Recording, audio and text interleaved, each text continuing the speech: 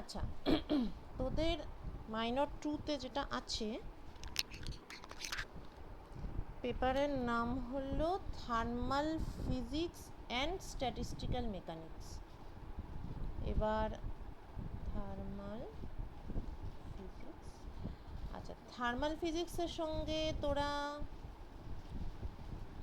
পরিচিত, কারণ হচ্ছে তোদের এইচএসে থাকে হচ্ছে থার্মোডায়নামিক্স। ঠিক আছে, থার্মোডায়নামিক্সে যা পড়েছিস থার্মাল ফিজিক্সে তার থেকে কিছুটা বেশি পড়বি, বা জানি না, এখন তো এইচএসে প্রচুর কিছু ঢুকিয়ে দিয়েছে।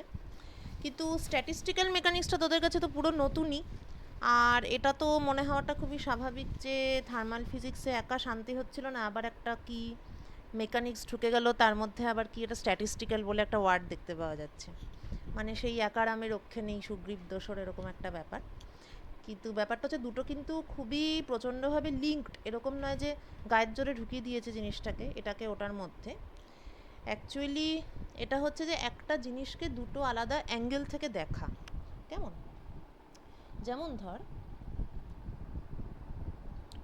আচ্ছা সিম্পল একটা জিনিস বলছি, যে তোরা তো নিউটনস ল পড়েছিস সবাই। তো নিউটন কি বলে গেছেন যে যদি আমার কোনো একটা পার্টিকেল থাকে এবং তার উপরে একটা ফোর্স কাজ করছে, আর পার্টিকেলের মাস যদি আমার জানা থাকে, আর পার্টিকেলের position at T equal to 0, এইটা যদি আমার জানা থাকে, তার মানে হচ্ছে আমাকে ফোর্স জানতে হবে, মাস জানতে হবে, আর ইনিশিয়াল পজিশন জানতে হবে। এইটা যদি আমার জানা থাকে, তাহলে আমার মানে প্রচণ্ড পাওয়ার, আমি ভবিষ্যৎবাণী করতে পারবো যে আফটার টাইম টি পার্টিকেলটা কোথায় যাবে সেইটা আমি বলতে পারবো। এটা হচ্ছে এটাই, this is the power of physics. ঠিক আছে, দ্য পাওয়ার অফ প্রেডিক্টেবিলিটি। মানে অ্যাস্ট্রোলজারদের মতন প্রেডিক্টেবিলিটি নয়, মানে জ্যোতিষীরা হাত দেখে যা বলে সেটা অনেকের মেলে অনেকের মেলে না, কিন্তু ফিজিক্স যেটা প্রেডিক্ট করবে সেটা কিন্তু মিলবেই। আর যদি কোনো কিছু না মেলার ব্যাপার থাকে তাহলে সেটাও বলতে পারে ফিজিক্স যে এটা মিলবে না, এবং এটা মেলার চান্স এত পার্সেন্ট, না মেলার চান্স এত পার্সেন্ট। তো এবার সেটা শুরুটা নিউটনকে দিয়ে। এখন এইটা হচ্ছে নিউটনের অ্যাপ্রোচ। এবার এটা তো যেটা বললাম, এটা ধর সিঙ্গেল পার্টিকেল, একটাই যদি পার্টিকেল থাকে তাহলে তো গল্পটা অনেকটাই সহজ। এবার যদি দুটো পার্টিকেল থাকে, টু পার্টিকেলস, তখন ঝামেলা এটাই যে এর উপর ধর বাইরে থেকে যা ফোর্স অ্যাপ্লাই করছি সেই ফোর্স তো থাকবেই, প্লাস দুটো পার্টিকেলের নিজেদের মধ্যে একটা গ্র্যাভিটেশনাল ফোর্স থাকে, সেটাও একটা এক্সট্রা ঢুকে গেল। যদিও গ্র্যাভিটেশনাল ফোর্স খুবই উইক, সেজন্য ওকে বেশি পাত্তা না দিলেও কাজ চলে যায়। এবার ধর দুটো জায়গায় তিনটে পার্টিকেল থাকলো, চারটে পার্টিকেল থাকলো, তাহলে মানে প্রবলেমটা আরও জটিল হচ্ছে। কিন্তু গ্র্যাভিটেশনাল ফোর্সকে আমরা চাইলে ইগনোর করতে পারি, কিন্তু একটা ফোর্স আছে যেটাকে আমরা চাইলেও ইগনোর করতে পারি না, দ্যাট ইজ ইলেকট্রোম্যাগনেটিক ফোর্স। এবং সেটা কেন ঢুকবে? কেননা যে কোনো একটা পার্টিকেল মানেই হচ্ছে নাম্বার অফ অ্যাটমস। অ্যাটম মানেই কম্বিনেশন অফ চার্জ, কেননা অ্যাটমের মধ্যে থাকে ইলেকট্রন, প্রোটন, নিউট্রনের অবশ্য চার্জ নেই, নিউট্রন হচ্ছে ইলেকট্রিক্যালি নিউট্রাল। তাহলে এই যে ব্যাপারটা আছে, তাহলে অ্যাটমের মধ্যে ধর সেন্টারে থাকে নিউক্লিয়াস, তারপর তার চারপাশে ইলেকট্রনের ক্লাউড থাকে। ইলেকট্রন তো ঘোরে না, ওটা তো ভুল, রং পিকচার। ইলেকট্রনের ক্লাউড থাকে, ক্লাউডে নানান রকম শেপ থাকে। তা পাশাপাশি যদি আমার দুখানা অ্যাটম থাকে,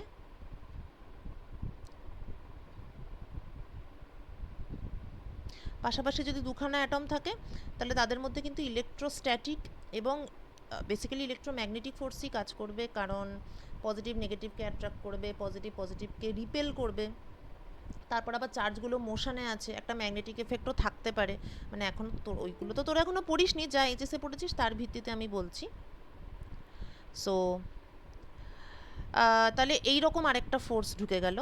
আবার ধর পার্টিকেলগুলো একে অন্যকে ধাক্কাও মারতে পারে, মানে আমি বলতে চাইছি একটা কন্টেনার অফ গ্যাস কন্টেনার, ঠিক আছে, তার মধ্যে অনেক রকম অ্যাটম আছে, সেগুলো অনেকটাই দূরে দূরে আছে। ইলেকট্রোম্যাগনেটিক ফোর্স তাদের মধ্যে হয়তো কাজ করবে না, কিন্তু তারা একে অন্যকে ধাক্কা মারতে পারে। তাই কলিশনের একটা এফেক্ট থাকবে। তাহলে কথাটা হচ্ছে এই যে নিউটনস ল যতই আর কি ইট ইজ পাওয়ারফুল, এটার অনেক পাওয়ার আছে, কিন্তু এটাকে ঠিকমতো অ্যাপ্লাই করার মতন পাওয়ার আমাদের কিন্তু নেই।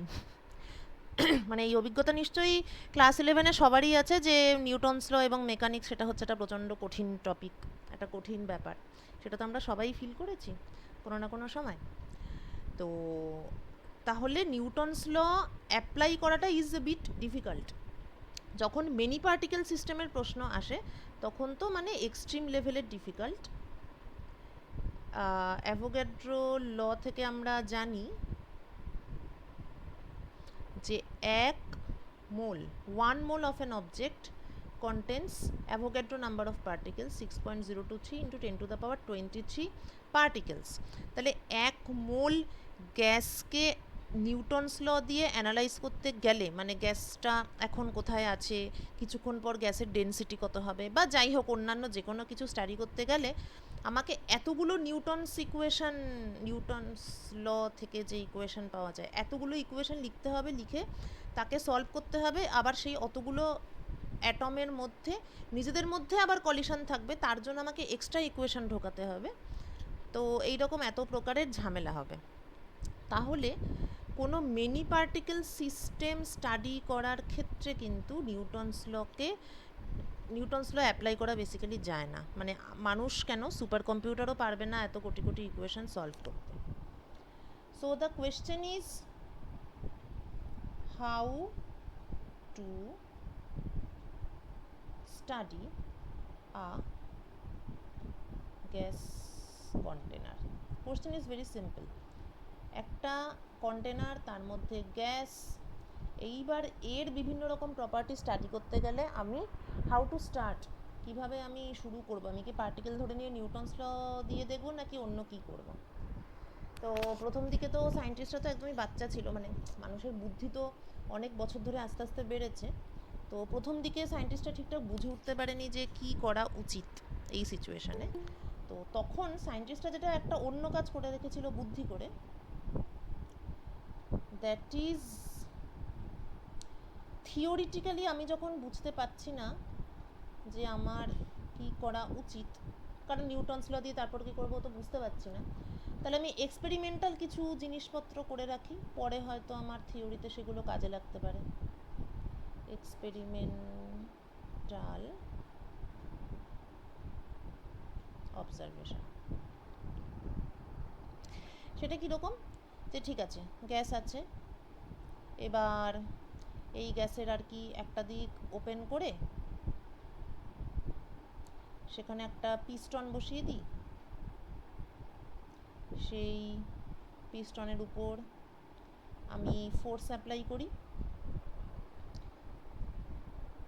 তাহলে কি হবে, পিস্টনটা নিচের দিকে আসবে এবং নিচের দিকে এলে পরে এটার ভলিউমটা কমে যাবে, তাহলে দেয়ার উইল বি কম্প্রেশন। আর এপাশে হচ্ছে পিস্টনের উপর আমি ফোর্স অ্যাপ্লাই করছি, ফোর্সকে এরিয়া দিয়ে ভাগ করলে আমি পাচ্ছি প্রেশার। তাহলে আমি একটা জিনিস স্টাডি করতে পারি, সেটা হচ্ছে প্রেশারের সাথে ভলিউমের কি relation, what is the relation between pressure and volume. আচ্ছা, এই পুরো প্রসেসটাতে আমি টেম্পারেচারকে ফিক্সড রাখতে চাইছি, ঠিক আছে, টু ফিক্স দ্য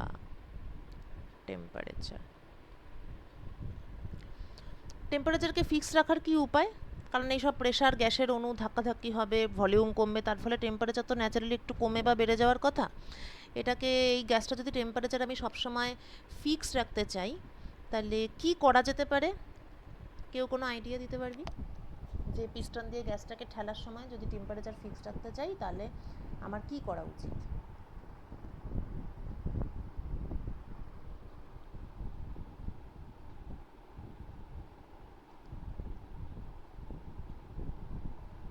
ভয় পাস না, ঘাবড়াবার কিছু নেই, তো তোদের পড়া হচ্ছে না, তোদের জানার মধ্যে নয়, অজানার মধ্যে, ভাবতে বলছি।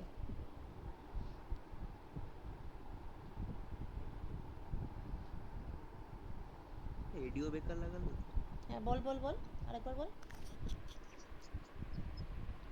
রেডিও মানে অ্যাডিয়াবেটিক কিছু বলছিস? হ্যাঁ। ওকে, ভেরি গুড। আর কারুর কোনো আইডিয়া? বাকিদের যে ওর মতনই বলতে হবে তা না, সম্পূর্ণ আলাদা একটা জিনিসও বলতে পারিস। চেম্বারে একটা ফুটো করে দেবো সেটাও বলতে পারিস, মানে আমি রাগ করবো না এটা বললে।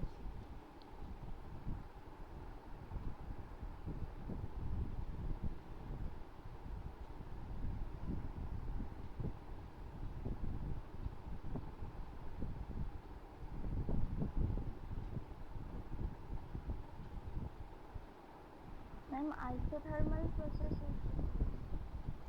Isothermal process, okay. সেটা আইসোথার্মাল বানানোর জন্য কি করতে পারি আমি? হাউ টু ডু ইট?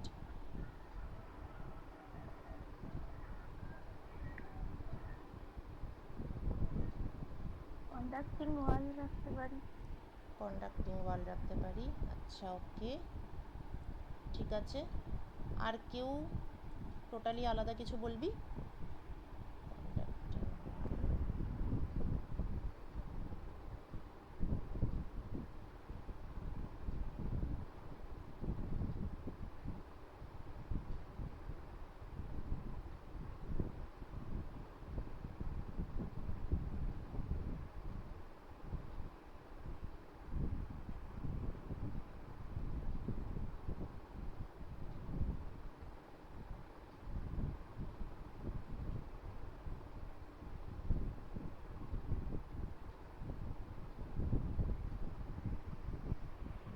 আচ্ছা, ভালোই বলেছিস। আচ্ছা, অ্যাডিয়াবেটিকটা না এই ক্ষেত্রে হবে না, কারণ অ্যাডিয়াবেটিক মানে হচ্ছে যে চেম্বারের মধ্যে কোনো হিট ঢুকছে না বা বেরোচ্ছে না। কিন্তু আমরা তো এখানে সেটা চাইছি না, আমরা চাইছি যে আমরা গ্যাসের টেম্পারেচারটাকে ফিক্সড রাখবো। ওকে, টেম্পারেচার ফিক্সড অর্থাৎ আইসোথার্মাল প্রসেস করতে হবে আমাকে, টেম্পারেচারটা আমাকে কনস্ট্যান্ট রাখতে হবে। তাহলে টেম্পারেচার কনস্ট্যান্ট রাখতে গেলে আমি কি করতে পারি? ধর আমি প্রেশার বাড়িয়ে দিলাম, তাহলে গ্যাসের ভলিউমটা কমে গেল, তাহলে গ্যাসের মলিকিউলগুলো ওই কম ভলিউমের মধ্যেই চারিপাশে ধাক্কাধাক্কি করছে, তাতে এর টেম্পারেচারের পরিবর্তন হওয়া উচিত। কেননা temperature is related to the motion of the atoms. তাহলে অ্যাটমের উত্তেজনা বেড়ে গেলেই টেম্পারেচার বেড়ে যাবে। এবার এই যে টেম্পারেচার বেড়ে গেল, আমি তো টেম্পারেচারকে কনস্ট্যান্ট রাখতে চাই, তাহলে আমাকে কি করতে হবে? আমি দেওয়ালটাকে যদি কপার মানে কন্ডাক্টিং কোনো মেটেরিয়াল দিয়ে তৈরি করি, তাহলে যে এক্সট্রা টেম্পারেচারটা বেড়ে গেল সেটা আবার হিটটাকে বাইরের পরিবেশে পাঠিয়ে গ্যাসটা আবার আগের টেম্পারেচারে ফিরে আসতে পারে। তাহলে এক্ষেত্রে আমি গ্যাসের টেম্পারেচারটা বাইরের এনভায়রনমেন্টের সঙ্গে সেম রাখতে চাইছি বা পারছি, মানে সেটা করতে গেলে আমাকে কন্ডাক্টিং ওয়াল একটা মাঝে রাখতে হবে। ঠিক আছে, আচ্ছা 2 মিনিট দাঁড়া। হ্যালো। হুম।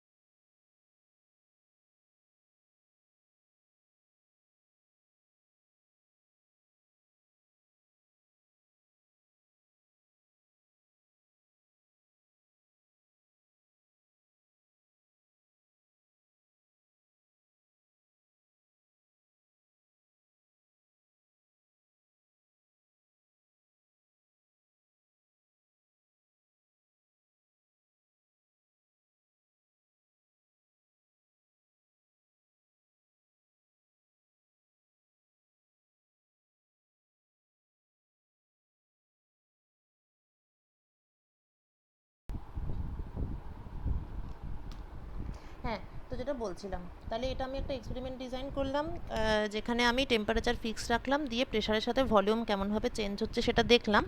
এখান থেকে কিন্তু একটা আমরা আইডিয়া, মানে একটা জিনিস দেখতে পেলাম যে একটা আইসোথার্মাল প্রসেস যদি আমি চালু রাখতে চাই, তাহলে আমাকে কি করতে হবে অ্যাকচুয়ালি, একটা সিস্টেম আছে যেটা হচ্ছে এই গ্যাসটা, আর বাইরে আরেকটা বৃহত্তর কিছু আছে যেটাকে অ্যাকচুয়ালি বলা হয় রিজার্ভার। আর সিস্টেমের সাথে রিজার্ভারের একটা ভালো কন্ট্যাক্ট আমাকে রাখতে হবে। যদি কন্ট্যাক্টটা ভালো হয়, যেমন এখানে কন্ডাক্টিং ওয়াল আছে মাঝখানে, তাহলে সিস্টেম সবসময় রিজার্ভারের যা টেম্পারেচার তার সঙ্গে মানে সেই সেম টেম্পারেচারেই থাকবে। যেমন ধর তুই যদি শীতের দেশে যাস তাহলে তোর প্রচণ্ড শীত করবে। এইটার কারণ হচ্ছে কি, শীতের দেশটা হচ্ছে একটা রিজার্ভার বা একটা অনেক বড় সিস্টেম, এবং তার টেম্পারেচারটা ফিক্সড। মনে কর তার টেম্পারেচার হচ্ছে -2 ডিগ্রি। তাহলে তোর বডি হচ্ছে সিস্টেম, তোর বডি থেকে ক্রমাগত তাপ বেরিয়ে যাবে। কতক্ষণ পর্যন্ত বেরোতে থাকবে? যতক্ষণ না আর কি -2 টেম্পারেচার তোর বডিরও হয়, ততক্ষণ পর্যন্ত তোর বডি থেকে হিট বেরোতে থাকবে। এই জন্যই তো শীত করবে। এইবার তুই তো আর -2তে তো আর কোনো মানুষ টিকতে পারে না, তাহলে মানুষ কি করবে, তার বডি টেম্পারেচারটা -2 করতে চাইবে না। তখন লোকে কি করবে, লোকে সোয়েটার পরবে। এবার হিন্দি সিনেমার নায়িকাদের ব্যাপারটা আলাদা, ওরা তো শিফনের শাড়ি পরে বরফের উপর নাচানাচি করে, ওটা আমি ধরছি না, আমি নর্মাল মানুষের কথা বলছি। তাহলে আমাদের মতো নর্মাল মানুষেরা তো সোয়েটার পরবে। তাহলে সোয়েটার পরা মানে কি হলো, এই যে কন্ডাক্টিং মানে রিজার্ভারের সঙ্গে কানেকশানটা আর কি ব্রেক করে গেল। রিজার্ভারের সাথে কানেকশান যদি না থাকে, তাহলে আর হিট ফ্লো হচ্ছে না এবং প্রসেসটা বা ব্যাপারটা আইসোথার্মালও থাকছে না। কিন্তু যদি আইসোথার্মাল কাউকে করতে হয় কোনো প্রসেসকে, তাহলে রিজার্ভারের সঙ্গে সিস্টেমের ভালো থার্মাল কন্ট্যাক্ট থাকলেই সেটা সম্ভব। তো this is the concept of system and reservoir. যাই হোক, এটা বলতে চাইনি, বলতে চাচ্ছিলাম অন্য জিনিস। সেটা হচ্ছে তারপর সেটা করে লোকে দেখলো যে একটা অদ্ভুত ব্যাপার, সেটা হচ্ছে পিভি কনস্ট্যান্ট। প্রেশার আর ভলিউমের মধ্যে দারুণ রিলেশন, প্রেশারকে ভলিউম দিয়ে গুণ করলেই একটা কনস্ট্যান্ট পাওয়া যাচ্ছে। ওকে, তো এইরকমভাবে অনেক সেট অফ এক্সপেরিমেন্ট, এগুলো তোরা পড়েছিস, বয়েলস ল, চার্লস ল ইত্যাদি। তো লোকে নানান রকম এক্সপেরিমেন্ট করে, তারপরে আরেকটা আছে ডাল্টনস পার্শিয়াল প্রেশার, পড়ে টোরে লোকে একটা মানে সেট অফ রুলস তৈরি করলো, যার মধ্যে মোস্ট ফেমাস রুল হচ্ছে, একবারে লিখে দিচ্ছি আমি, PV is some constant, V by T is some constant. PV constant যখন টেম্পারেচার চেঞ্জ হয় না, V by T constant যখন প্রেশার ফিক্সড থাকে। এই দুটোকে কম্বাইন করে পাওয়া গেল যে PV by T is some constant। এই কনস্ট্যান্টকে বলা হয় ইউনিভার্সাল গ্যাস ধ্রুবক বা ইউনিভার্সাল গ্যাস কনস্ট্যান্ট। এই পুরো জিনিসটা কিন্তু ভ্যালিড ফর 1 মোল। আর যদি n নাম্বার অফ মোলস থাকে, তাহলে PV by T equal to NR। এছাড়াও আরও কি এলো, ল এলো, ঠিক আছে, 4টে law. First law, second law, third law. 3টে ল বের করার পর, বা অর্ডারটা অবশ্য ঠিক মনে নেই, ফার্স্ট ল বা সেকেন্ড ল বের করার পর মানুষের মনে হলো যে না, আরও একটা ল থাকা উচিত ছিল, সেটা ফার্স্ট লর আগে দেওয়া উচিত। তা কি আর করবে, কিছু ফার্স্ট ল একের আগে তো তেমন কিছু নেই, একের আগে শুধু শূন্য আছে, তাই সেই লটাকে বললো জিরোথ ল। এরপর যদি তোরা আরও কোনো ল আবিষ্কার করিস, তাহলে সেটা জিরোর আগে চলে যাবে, কিন্তু -1 ল। এই যে 4টে ল বেরিয়েছে, এগুলো কিন্তু পুরোটাই বেসড অন এক্সপেরিমেন্টাল অবজারভেশন। ফিজিক্সে আবার কাকে ল বলা যাবে, কাকে হাইপোথিসিস বলতে হবে, কাকে শুধুমাত্র প্রপোজাল বলা যাবে, এইসবের আবার কিন্তু অনেক ফান্ডা আছে, ঠিক আছে। এই লগুলোর ক্ষেত্রে কিন্তু মনে রাখতে হবে যে just like Newton's law, m(d2x dt2 equal to force), নিউটনের সূত্র যেমন আমরা কোনো জায়গা থেকেই ডিরাইভ করিনি, এই লগুলোও আমরা কোনো জায়গা থেকেই ডিরাইভ করিনি। মানে এই যে zeroth law, first law, second law, third law, এই যে সব বলছি, বা ডান দিকে যেগুলো আছে পিভি কনস্ট্যান্ট ইত্যাদি, এগুলো সবই কিন্তু কোনোটাই ডিরাইভড নয়, থিওরিটিক্যালি বার করা নয়, এগুলো প্রত্যেকটাই আমরা একটা সিস্টেমকে অবজার্ভ করে সেই অবজারভেশন থেকে আমরা এই লগুলো করেছি।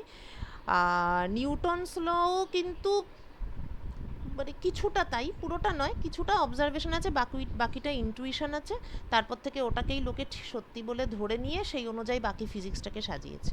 নিউটনস ল আর থার্মোডাইনামিক্সের ল সেই দিক থেকে সিমিলার বলা যাবে না, কিন্তু এটা ঠিক যে এই দুটো লয়ের কোনোটাই আমরা ডিরাইভ করে পাইনি। তা জিরোথ লতে কি বলছে, স্টেটমেন্টটা খুবই সিম্পল, ছোট থেকে এত শুনেছিস যে মনে হবে এটাকে একটা ল বলার কি খুব দরকার ছিল। তিনটে সিস্টেম আছে, এ, বি এবং সি। জিরোথ ল থেকে বেসিক্যালি আমরা পাই কনসেপ্ট অফ টেম্পারেচার। তো বক্তব্য হলো যে এ আর বি যদি একে অন্যের সঙ্গে থার্মাল ইকুইলিব্রিয়ামে থাকে, বি আর সি যদি একে অন্যের সঙ্গে থার্মাল ইকুইলিব্রিয়ামে থাকে, then A and C must be in thermal equilibrium with each other. Thermal equilibrium মানে হচ্ছে নো হিট ফ্লো।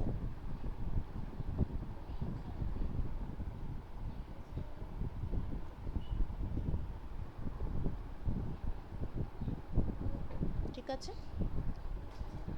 তাহলে এ আর বির মধ্যে যদি কোনো হিট ফ্লো না হয়, বি আর সির মধ্যে যদি কোনো হিট ফ্লো না হয়, তাহলে এ আর সি এর মধ্যেও কোনো হিট ফ্লো হবে না। এই হিট ফ্লোটা তো একটা ঘটনা, এটাকে যদি কোয়ান্টিফাই করতে যাই, মানে একটা প্যারামিটার দিয়ে বলতে চাই যে দুটো সিস্টেমের মধ্যে কিটা সমান হলে তাদের মধ্যে কোনো হিট ফ্লো হবে না, সেই কি এর উত্তরটা হচ্ছে দ্যাট কি is temperature of the system. তাহলে টেম্পারেচার কি, এই হিসাব বা এই থিওরি বা এই গল্প অনুযায়ী temperature is such a parameter of a system which determines, thought there are two systems A and B, তাহলে temperature is such a parameter of both the systems which determines whether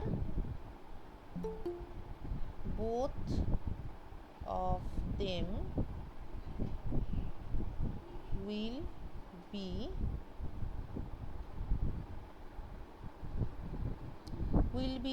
in thermal ইকুইলিব্রিয়ামকে একটা সংক্ষেপে লিখলাম, with each other. Definition থেকেই বুঝতে পারছিস পুরোটাই কিন্তু অবজারভেশন থেকেই হচ্ছে, থিওরি এখানে কিছু নেই। এইটা সেম হলে এদের মধ্যে হিট ফ্লো হয় না। আচ্ছা, ফার্স্ট লটা কি বলছে? ফার্স্ট ল বলছে যে একটা সিস্টেমকে আমি গরম করলাম, ঠিক আছে, কিছুটা অ্যামাউন্ট অফ হিট আমি ওকে দিলাম, এর ফলে কি হবে? সিম্পল ব্যাপার, আগেরটার মতনই বলছি। একটা তোর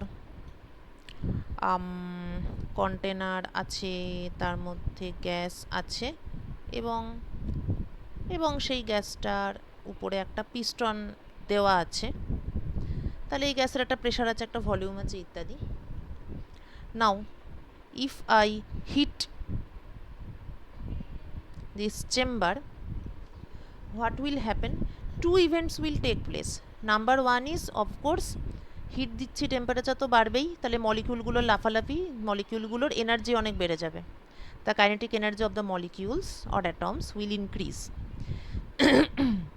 এই লাফালাফির ফলে দুটো জিনিস হবে, একটা হলো এই পিস্টনটাকে এরা ঠেলা দেবে উপরের দিকে, এনার্জি তো বেড়ে গেছে, পিস্টনকে পুশ করবে, নাম্বার ওয়ান। তার মানে এরা কিছুটা ওয়ার্ক ডান করবে,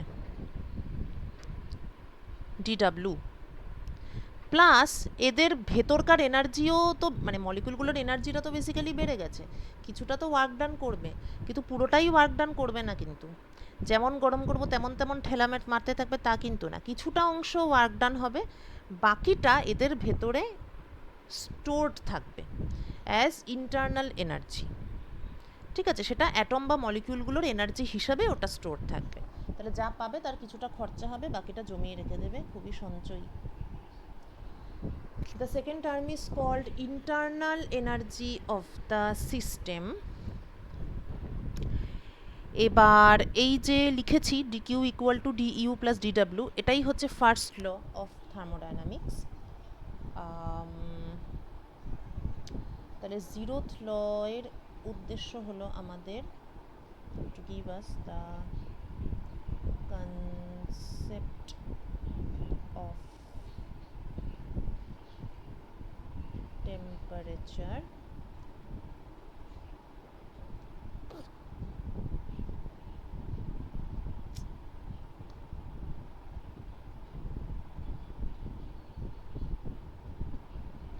give us the concept of temperature.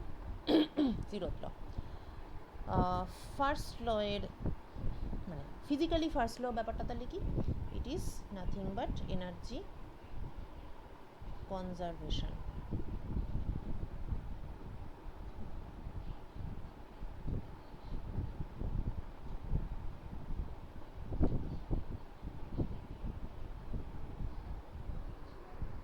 ঠিক আছে, সেকেন্ড ল থার্ড ল এগুলো একটু মানে কিছুটা পড়ার পর তোরা বুঝতে পারবি, তাই সেইটা এখন বলছি না।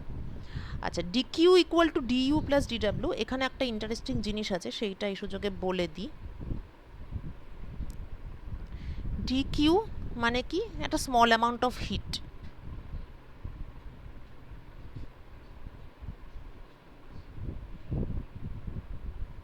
এবং সেম ডিইউ বা ডিডাব্লিউ এগুলো হচ্ছে স্মল অ্যামাউন্ট অফ ওয়ার্ক এবং স্মল অ্যামাউন্ট অফ এনার্জি, এই সরি কি বলে ওয়ার্ক ডান। বেসিক্যালি এগুলো তো ডিফারেন্সিয়াল, মানে স্মল অ্যামাউন্ট বা ডিফারেন্সিয়াল অ্যামাউন্ট অফ হিট ইত্যাদি। কিন্তু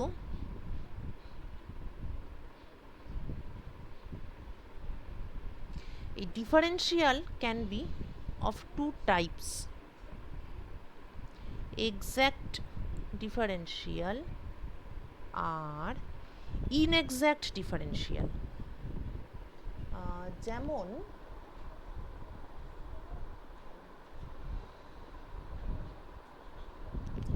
আচ্ছা, তোরা তো এইচএসে পড়েছিস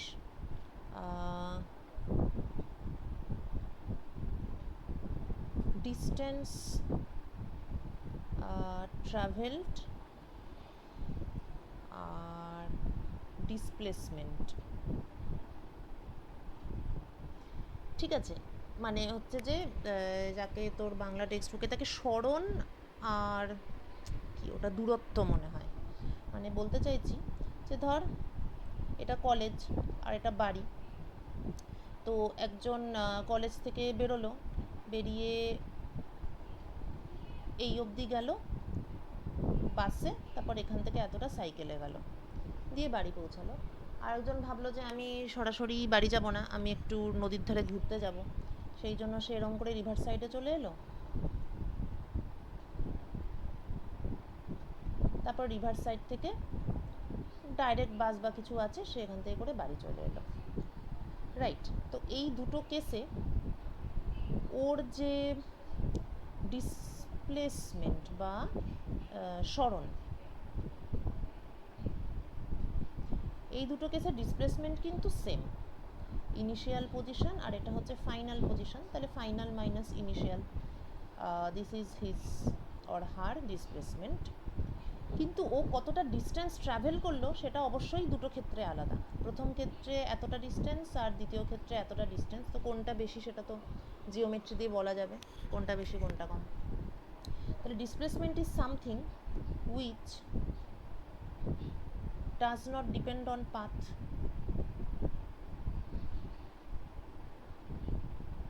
it depends only on the initial and final position. শুরুতে কোথায় ছিলাম শেষে কোথায় ছিলাম, whereas the distance travel, তুই কতটা ডিস্টেন্স ট্রাভেল করলি সেটা কিন্তু ডিপেন্ডস অন দ্য পাথ।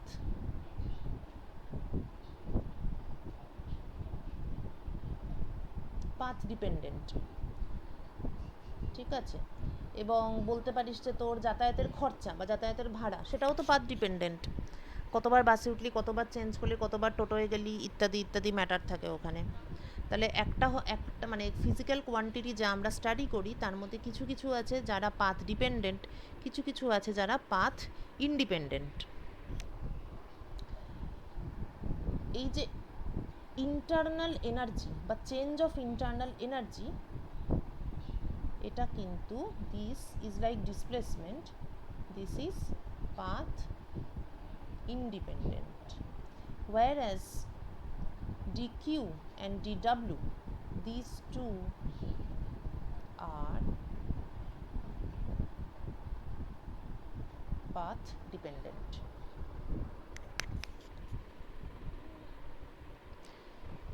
ঠিক আছে, তো যারা হচ্ছে পাথ ইন্ডিপেন্ডেন্ট, যেসব ফিজিক্যাল কোয়ান্টিটি, তাদের যে ডিফারেন্সিয়াল সেগুলোকে বলা হয় এক্স্যাক্ট ডিফারেন্সিয়াল।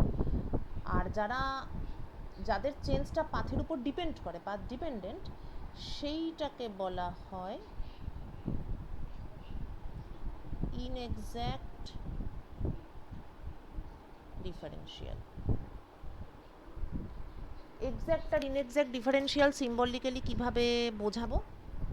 ইনএক্স্যাক্ট ডিফারেন্সিয়ালদের মাথা কাটা, এক্স্যাক্ট ডিফারেন্সিয়ালদের মাথা গোটা। তা থার্মোডাইনামিক্সের ফার্স্ট ল যদি লিখতে বলে আমাকে, তাহলে আমাকে লিখতে হবে dq equal to du plus dw। ঠিক আছে, মাথা কাটতে কিন্তু ভুলে গেলে, মাথা না কাটলেই নাম্বারটা কেটে নেবে লোক।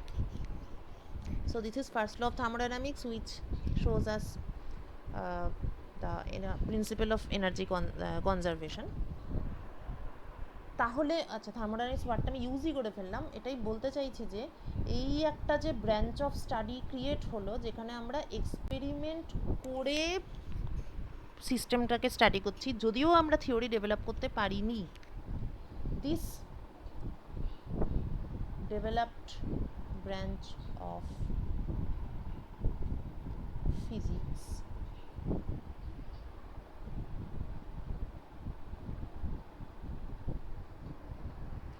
এই ব্রাঞ্চের নাম থার্মোডাইনামিক্স। এর আন্ডারে সব কিছুই পড়ছে, জেমস ওয়াটের স্টিম ইঞ্জিন থেকে শুরু করে ডিজেল ইঞ্জিন পর্যন্ত বিভিন্ন রকমের জিনিস, মানে এমন যে কোনো জিনিস বা সিস্টেম যাদের প্রেশার, ভলিউম, টেম্পারেচার স্টাডি করে সেটাকে বিভিন্নভাবে ইউজ করা হয়। এবং ইঞ্জিনগুলো সবগুলোই থার্মোডাইনামিক্সের আন্ডারে। সেইকালে সমস্ত বড় বড় এসব অটোমোবাইলের কাজ বল, যাই বল, সব কিছুই যারা থার্মোডাইনামিক্স নিয়ে ইন্টারেস্টেড ছিল, ওটা নিয়েই কাজ করেছে, ওই ফিল্ডেই পড়েছে, তারাই এইসব কাজগুলো করেছে। তোরা এখন যা পড়বি সব ইঞ্জিনেরই জিনিসপত্র পড়বি। ইঞ্জিন মানে কি? এমন কিছু যেটাতে আমরা মানে হিট এবং ওয়ার্ক একটাকে আরেকটাতে কনভার্ট করি, সেটাই হচ্ছে ইঞ্জিন। হিট দিয়ে ওয়ার্ক পাবো বা ওয়ার্ক দিয়ে হিট, বেশিরভাগ ক্ষেত্রেই হিট দিয়ে ওয়ার্ক। আচ্ছা, দু ধরনের কাজ হয় অ্যাকচুয়ালি ইঞ্জিনে। একটা ইঞ্জিন তো সেই ইঞ্জিনে তুই হিট দিচ্ছিস, সেখান থেকে তুই ওয়ার্ক পাচ্ছিস।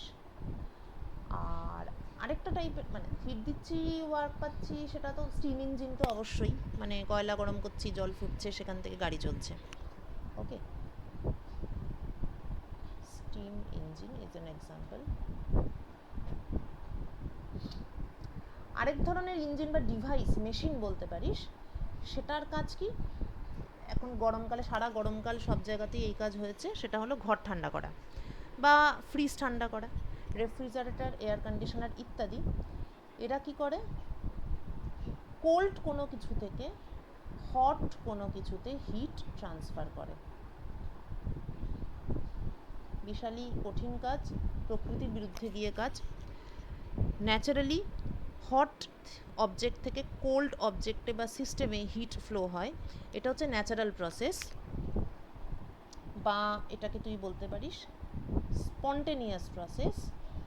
কেননা এই প্রসেসটা নিজে থেকেই হয়, আমাদের কিছু করতে হয় না। Any natural process is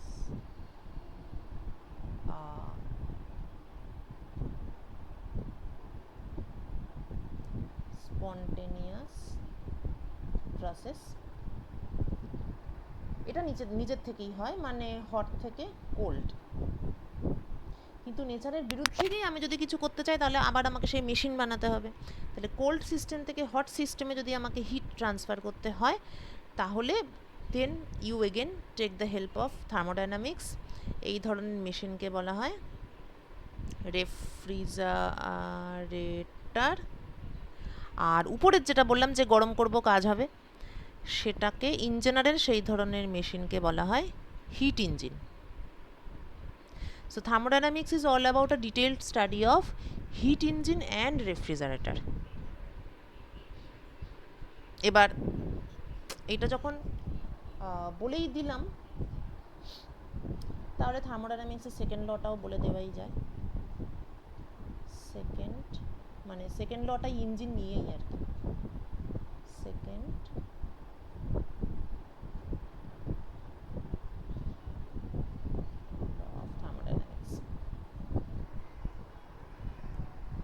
second law of thermodynamics যেহেতু ইঞ্জিন নিয়ে, আর ইঞ্জিন নিয়ে যেহেতু বিভিন্ন রকম ইঞ্জিনিয়াররা কাজ করেছেন, তাই এটার অনেক ভার্সন আছে। এক একজন নিজের নিজের মতো এই লটাকে ডেসক্রাইব করেছেন। তো মোটামুটি 3টে ভার্সন আছে যেগুলো খুবই অ্যাপ্লিকেবল রিয়েল লাইফে। Number 1 is Kelvin Planck statement. Number 2 is Clausius statement. Number 3 is Carnot's statement.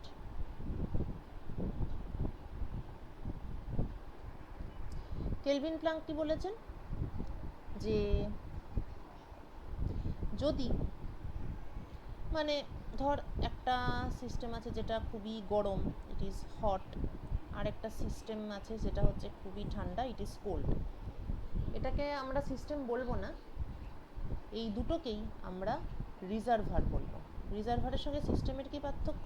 Reservoir হচ্ছে এমন একটা সিস্টেম যেটার মাসটা প্রচণ্ড বেশি, ভেরি ভেরি লার্জ মাস বেশি হলে কি হয়, তোরা তো ওইটা জানিস যে যতটা হিট দিই আমরা কোনো সিস্টেমে, তার ফলে যদি টেম্পারেচারের চেঞ্জ হয় তাহলে formula is Q equal to ms delta T. যদি শুধু পুরোটাই যদি টেম্পারেচার চেঞ্জের কাছে ইউজ হয় আর কি, তাহলে তা যদি মাস খুব বেশি হয় টেন্ডস টু ইনফিনিটি, তাহলে টেম্পারেচার চেঞ্জ টেন্ডস টু 0, অর্থাৎ টেম্পারেচার ইজ অলওয়েজ কনস্ট্যান্ট। এইটাই রিজার্ভারের উপকারিতা। তুই যদি একটা ঘরে 1 কাপ গরম চা রেখে দিস, ঘরের টেম্পারেচার চায়ের মতো গরম হয়ে যাবে না, চাটাই ঘরের মতো ঠান্ডা হয়ে যাবে। তাহলে চায়ের রেসপেক্টে আমাদের রুম ইজ রিজার্ভার এবং চা হচ্ছে একটা সিস্টেম। হোয়ারএজ হঠাৎ যদি গ্লোবাল ওয়ার্মিং তো ওখানে হচ্ছেই, হঠাৎ যদি গরমকাল বিভৎস একটা সূর্য আর কি তেজ প্রচুর হয়ে যায়, প্রচণ্ড রোদ উঠে যায়, আর আমার ঘরে যদি এসি না থাকে আর কি, জাস্ট থার্মাল কন্ট্যাক্টে আছে, তাহলে আমার ঘরটাই কিন্তু সূর্যের টেম্পারেচার বাইরের টেম্পারেচারের সঙ্গে সমান হবে। বাইরের টেম্পারেচার ঘরের টেম্পারেচারে আসবে না। তাহলে এক্ষেত্রে ঘরটা হচ্ছে সিস্টেম আর বাইরের পুরো পরিবেশটা হচ্ছে রিজার্ভার। তাহলে রিজার্ভারের কনসেপ্টটা কিন্তু কিছুটা রিলেটিভ, কে সিস্টেম তার সঙ্গে সিস্টেমের উপর ডিপেন্ড করছে। সিস্টেমের মাসের থেকে অনেক অনেক অনেক বেশি মাস যদি কারুর থাকে তাহলে সেটা রিজার্ভার। তাহলে দুটো রিজার্ভার আছে, একটা হট একটা কোল্ড। মাঝখানে একটা মেশিন আছে যাকে আমি হিট ইঞ্জিন বলছি। তা কেলভিন প্ল্যাঙ্ক স্টেটমেন্ট হলো এই যে হট থেকে হিট এলো, ইঞ্জিন কিছুটা কাজ করলো। কোনো এমন হিট ইঞ্জিন বানানো সম্ভব নয় যেখানে পুরো হিটটাই ওয়ার্কে কনভার্ট হবে, দিস ইজ নট পসিবল। কিছুটা অ্যামাউন্ট অফ হিট অবশ্যই কোল্ড রিজার্ভারে যাবে। So Q1 is equal to W plus Q2. Q2 can not be zero. এটাই কেলভিন প্লাঙ্কের বক্তব্য, যে হিট দিলাম পুরোটাই ওয়ার্ক হয়ে গেল, এটা কোনো দিন সম্ভব না। অর্থাৎ 100% এফিসিয়েন্সি এটা নট পসিবল। এফিসিয়েন্সি মানে কি? আউটপুট বাই ইনপুট, কি পেলাম আর কি দিলাম। সো আমার ইনপুট কিউ, আউটপুট ডাব্লু, এটা কোনোদিন 1 হবে না। এইটাই ঠিক আছে। Efficiency of a hit engine,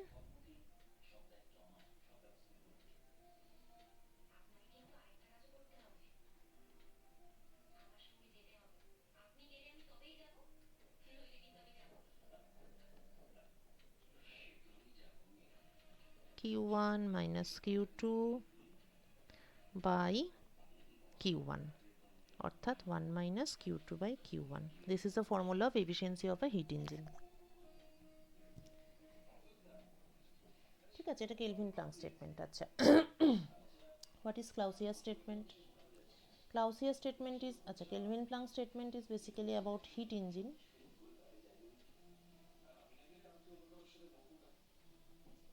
And Clausius statement is about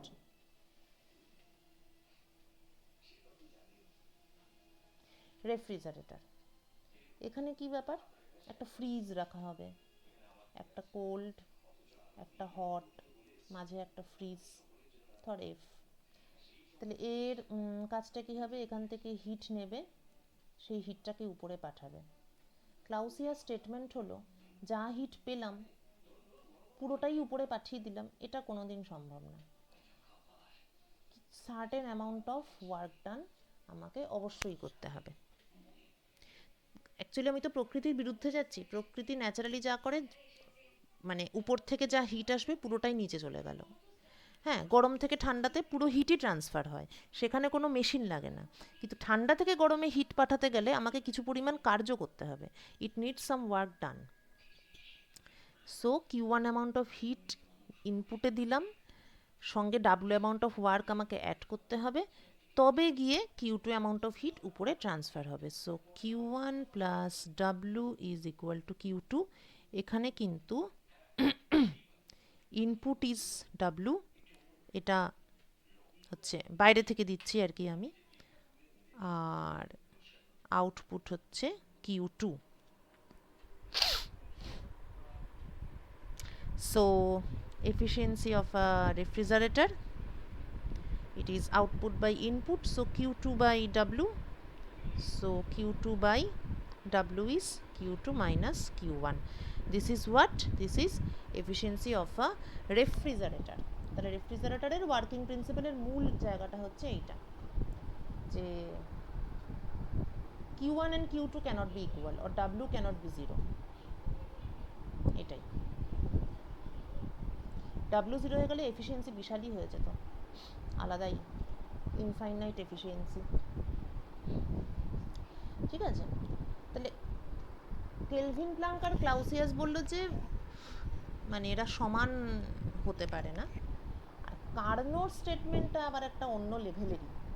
উনি আবার বললেন কি, যে হট রিজার্ভার আর কোল্ড রিজার্ভার, একটা টেম্পারেচার T1 আর একটা টেম্পারেচার T2, মাঝে একটা মেশিন হিট ইঞ্জিন কাজ করছে। হিট ইঞ্জিনের highest possible efficiency is T1 greater than T2, তো এটা তো hot. highest possible efficiency is 1 minus T2 by T1.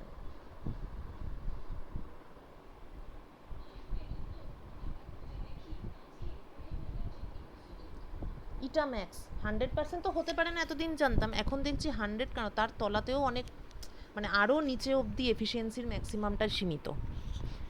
ঠিক আছে, এইটাকে this is the result of Carnot's theorem.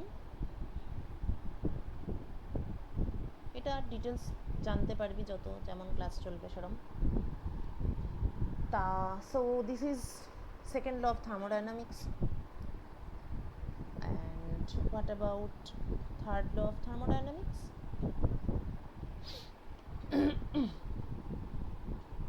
Just a minute.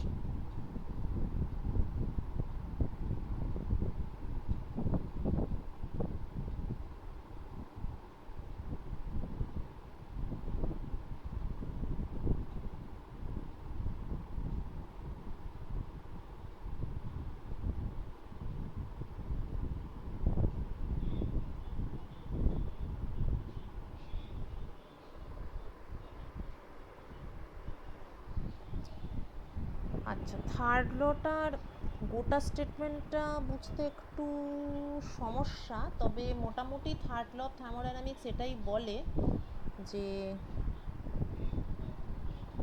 Lowest possible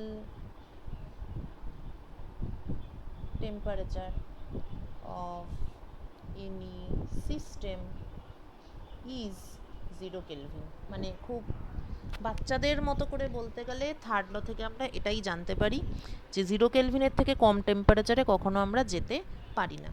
আর একটু বড়দের মতো করে বলতে গেলে একটা নতুন ওয়ার্ড, আজকে অনেকগুলো নতুন ওয়ার্ড শিখে গেলে, নতুন একটা ওয়ার্ড এবং ফান্ডা আমাদের জানতে হবে, সেটা হচ্ছে এনট্রপি। এনট্রপি হচ্ছে, এনট্রপিকে অনেক রকমভাবে ব্যাখ্যা করা যায়, কিন্তু আমার এটাই সবথেকে ফেভারিট। সেটা হচ্ছে entropy is amount of disorder. ক্লাসরুমে স্টুডেন্টরা বেঞ্চে বসে আছে, প্রত্যেক বেঞ্চে 4 জন করে, আচ্ছা ক্লাসরুম ছেড়ে দে, পরীক্ষার হলে বসার একটা নির্দিষ্ট সিস্টেম থাকে, বেঞ্চে বেঞ্চে রোল নাম্বার থাকে, কে কোথায় বসবে একটা নির্দিষ্ট গ্যাপ থাকে, প্রতি বেঞ্চে কতজন বসবে সেটাও ফিক্স থাকে। কিন্তু ক্লাসরুমে তো এরকম কোনো ফিক্স ব্যাপার নেই, যে যেমন পারে বসে। খেলার মাঠে গেলে আরও ব্যাপারটা, যে যেমনভাবে পারছে খেলছে, আর খেলার থেকে মেলার মাঠে চলে গেলে আরও আর কি। তাহলে এনট্রপি সবচেয়ে কম হচ্ছে পরীক্ষার হলে, ক্লাসরুমে গেলে এনট্রপি আরও বেড়ে গেল, খেলার মাঠে গেলে আরও বেড়ে গেল, মেলার মাঠে গেলে আরও বেড়ে গেল।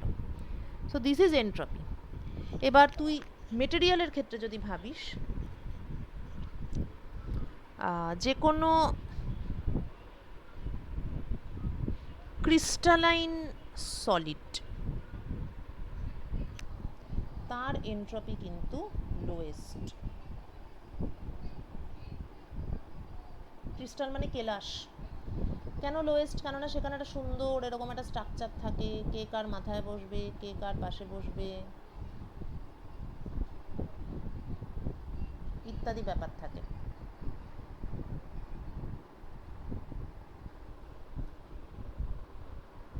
ঠিক আছে, সো একটা পারফেক্ট অর্ডার থাকে, এনট্রপি সবচেয়ে কম। যেমন বরফ গলে জল হলো, সাজসজ্জা সব ভেঙে গেল, সলিডের সঙ্গে লিকুইডের এমনিতেই এটাই ডিফারেন্স যে লিকুইডের মলিকুলগুলো তুলনামূলকভাবে অনেক ফ্রিলি ঘুরে বেড়ায়। তাহলে সলিডের থেকে যেই লিকুইড হলো, এনট্রপি ইনক্রিজ করলো। লিকুইড থেকে যখন গ্যাস হবে আরও অবস্থা মানে তার তো কোনো শেপই থাকে না, এতই তারা ফ্রি, এতই অর্ডারের অভাব, এত disorder. So entropy further increases. তো যত ডিসঅর্ডার বাড়বে তত এনট্রপি বাড়বে। থার্ড ল বলছে এনট্রপি কমতে কমতে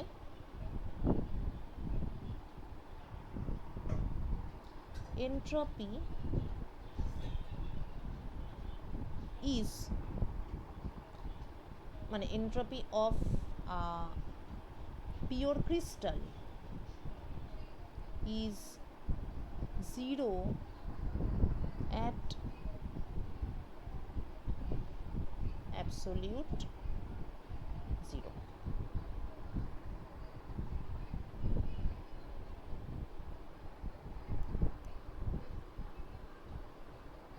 This is third law of thermodynamics.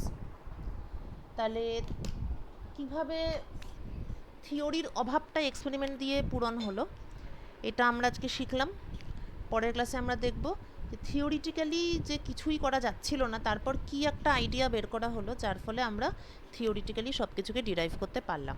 ঠিক আছে, আচ্ছা এটার জন্য কি বই পড়বি?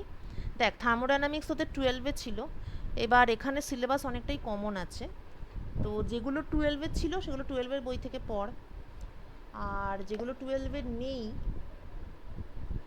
সেগুলো পাসের জন্য আলাদা বই, মানে এখন দেখ পাসের সিলেবাসটা পুরো অনার্সের মতো, মানে অনার্সের বই দিলে তো তোরা ঘাবড়ে যাবি। তাহলে কি করা যায়, একটা ওই একটু বইয়ের দোকানে মহিষাদলে গিয়ে একটু খোঁজ নিতে পারিস, মানে আমাদের কাছে স্যাম্পেল তো সেরকম আসেনি, জিজ্ঞেস করতে পারিস যে এনইপি পাসের জন্য ফিজিক্সের বই কিছু এসছে কিনা, আর না হলে পরে আমি পিডিএফ মেটেরিয়াল পাঠিয়ে দেবো, ওটা থেকেই পড়তে হবে। ঠিক আছে, ঠিক আছে, তাহলে আজকের ক্লাস শেষ, খতম, টাটা। ম্যাডাম, হ্যাঁ বল।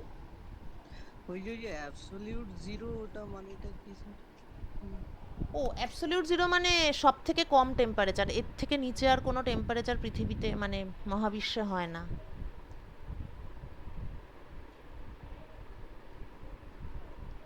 ওটাই মানে।